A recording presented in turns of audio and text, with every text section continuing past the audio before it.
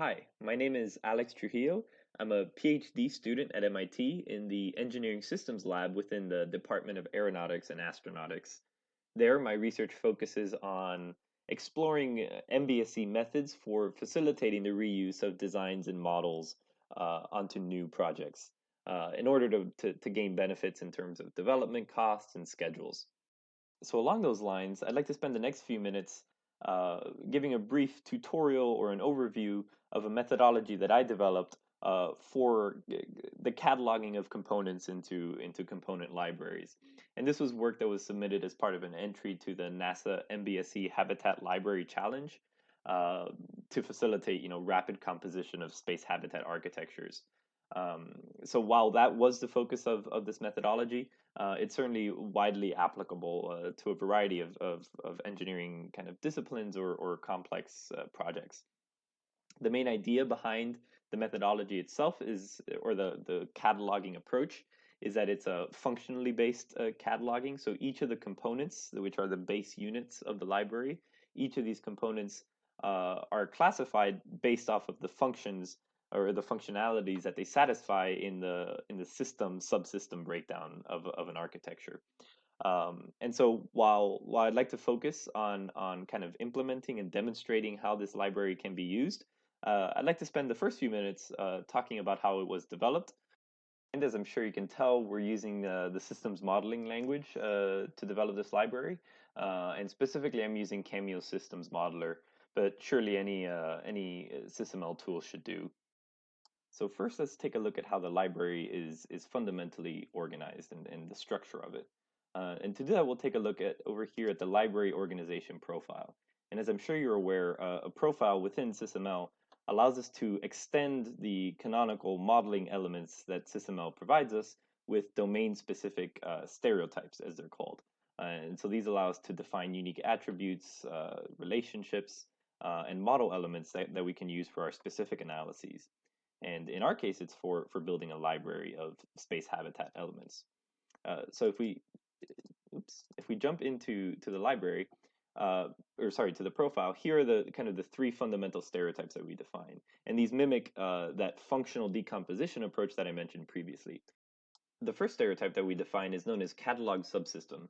And this is kind of the highest level of organization of the library. So these correspond to the standard subsystems for any engineering system, but for space habitat in particular. And this is then decomposed through this decomposition relationship into another stereotype known as a cataloged function. And so then these are all of the functions which a particular subsystem must deliver. And here you see special attributes that are defined for that stereotype. So when the stereotype is applied to a particular block or an element, then these attributes become available to populate. And lastly, we have cataloged component, which is the base unit of the library, what is actually being cataloged. But more fundamentally, a component is a physical or software element or artifact that was designed and used on a previous mission that we're looking to redeploy. So really, it's kind of that element of form that's being reused. So now let's see how these stereotypes and kind of the library structure is implemented within the context of a mission kind of development project in SysML. So to do that, we step back out into the project dashboard and we take a look here at the mission description meta model. And what a meta model is, I'm sure you're aware, is essentially a specification for how a particular modeling effort should be carried out and kind of the modeling practices that should be implemented. So let's take a look at this.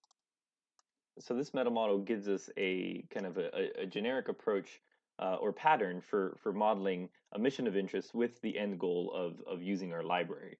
And so we begin with a generic placeholder block for the mission of interest, whatever that might be, and we begin by constraining it or defining the requirements, whatever approach we want to take for that, and decomposing these constraints and objectives and requirements down to the lower levels. We then proceed to kind of define the environment in which the mission of interest operates. In our case, it's either a space environment or a surface environment. We then decompose the mission of interest and extract specifically the habitat system, which is what our library is meant for. Again, here we can specify the kind of the destination and duration of stay of the habitat. So surface or in space for a particular habitation duration. But then what's of particular interest to us is the decomposition of the habitat into its relevant subsystems, functions, and ultimately components, which, as you recall this, we've applied the profiles, or we've applied the profile and the stereotypes that we defined previously. Now let's take a look at the library itself, which is the set of all subsystems, functions, and components which we've cataloged. So to do that, we go to the project dashboard, we return to it. The library is maintained within a package, which we see here in the containment hierarchy as function component library. And as I mentioned, the subsystem level is the highest level of organization of the library. So here we have each of the major subsystems of a habitat, which we can see kind of in a better form in graphical form here. So we have ECLIS, we have human factors, electrical power systems, EVA, communications and avionics, structures, and supportability in manufacturing systems. And these other two diagrams represent tables that summarize the information captured in each of the libraries. So for example, let's take a look at the electrical power system library. Here we see the first decomposition of the library from the subsystem, or I guess in this technical sense, in the system level, down to the functional level. And so, for example, in the EPS system, we have four distinct functions under which we're cataloging components: power generation, storage, distribution, and heat management for the power system. And you'll notice that with the cataloged function stereotype applied to each of these functions, we have the attributes that were defined in the profile, as well as some additional values that allow us to roll up for each of the components that may be within each function, the mass, power, and TRL of that system. So for instance, let's go one level deeper and get to the component level by diving into the power generation function. So this is the lowest level of our library where we see the decomposition from the function down to the actual cataloged components. And these are shown throughout the library and throughout the model in this green color. One thing to notice is that there is another level of division or classification of components, and this may be necessary depending on kind of the distinctions across components. It may not be necessary if we have one set of components that can be categorized in similar fashion. But here, for example, we see the power generation systems kind of distinguished as either solar panels, fuel cells, RTGs, etc. And for each of them, we see that different values or value placeholders are defined. So for instance, under solar panels, we have high efficiency silicon rigid panels with the various kind of design parameters cataloged for that. We see other types of panels, as well as on the fuel side, for example, we see kind of different parameters. And these all are essentially meant to either to roll up into the catalog function or to overwrite what exists there. So for instance, we don't see mass cataloged for the solar panels, but we see specific power from which we can derive mass. And so this is an example of an overridden property. So now that we've seen the structure of the library, let's take a look at how to implement it into a practice example. And so we return to the project dashboard. And as I mentioned previously, our example is for a Mars transit habitat. And the first step in applying the library is to develop a mission description along the lines of the meta model that we saw previously. So we'll jump into this. And so this, as you'll recognize, is very similar to the meta model that I showed earlier, except now that those placeholder and generalized blocks are populated with a Mars mission description. So for instance, we're looking at a Mars transit mission, which is an in-space kind of transit mission with certain requirements that are defined from the level 0 mission objectives down to the level 1 habitat objective specifically. And so our interest is in developing a Mars transit in-space habitat. And to compose a very quick kind of design for that from the components that we have. The next step is to identify those subsystems and functions that we've defined previously that are required for this particular habitat. And for that, we go to this allocation block diagram. So here is our Mars transit habitat block. And kind of the first step is to decompose that into the required subsystems. And so for In our case, we assume that all subsystems that we've kind of developed library components for are required. So that's comms, ECLIS, EVA, human factors, structures, and supportability. And I'm leaving out the power system to demonstrate how to implement that in real time. But within each subsystem that we identify, we also identify the subsystem functions that are required. And so if you dive into each of the library systems or subsystems rather, you'll see a kind of an enumeration of functionalities. And so we select from those which our habitat will require. So for example, within ECLIS, some of the functions that are required are wastewater recovery, potable water storage, CO2 removal, etc. And so we won't, perhaps a particular mission won't require all of the functions that are defined within the library, but it will require at least some of them. Another note is that kind of within SysML, how we implement each of these, kind of deploying each of these functions and subsystems is through instance specifications that we borrow from the blocks that are defined in the library. And so there are multiple ways of doing it, but I chose to go the instance specification approach because it doesn't allow any backflow or any changes of information that we make in our example problem to flow back to the library itself, which we want to remain static. We've identified the required functions. For our transit habitat, the next step is to allocate components to them from our library that can satisfy those functionality requirements. So we return to our dashboard and to our last diagram, which is the physical component allocation diagram. And so here you'll see that on the left-hand side, we have the habitat functions defined by each of the subsystems. And you also notice kind of an approach that I took for the graphical representation, which is each subsystem has a generic graphic, and if there are particular functional differences within each subsystem, there's kind of a difference in the secondary graphic for that representation.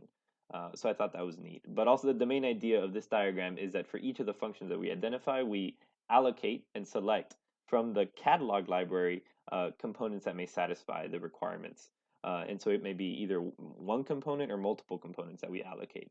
And so this is a kind of a first pass at developing essentially a bill of materials or a bill of components that make up our kind of one iteration or one architecture that we might want to explore further. And so here we see kind of components allocated for each of those functions identified in the previous diagram that I showed. Now let's show how this process can be done in real time. So for that, let's return to the habitat function kind of decomposition for the transit habitat. And as you recall, our power system is missing. So to do that, we simply insert an instance block. And the first thing it'll ask us is to identify the classifier, or essentially what is the object for which we're creating an instance. And in our case, it's the electrical power system. And so we'll search by the name and we'll select the EPS. And so that'll add the EPS as a classifier and make it an instance of that block. We'll also give it a name and call it habitat EPS along the lines of the naming conventions for the other systems. And then now we want to identify the functions within the EPS subsystem that we want to allocate components to. So one will be power generation, since any habitat needs to generate its own power. So we'll add that and call it habitat power gen. And sometimes the icon doesn't show, but when you expand the graphic, it'll capture it.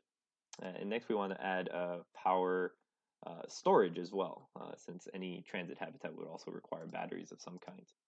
So we'll create that and call it habitat power store. And again, expand to show the icon.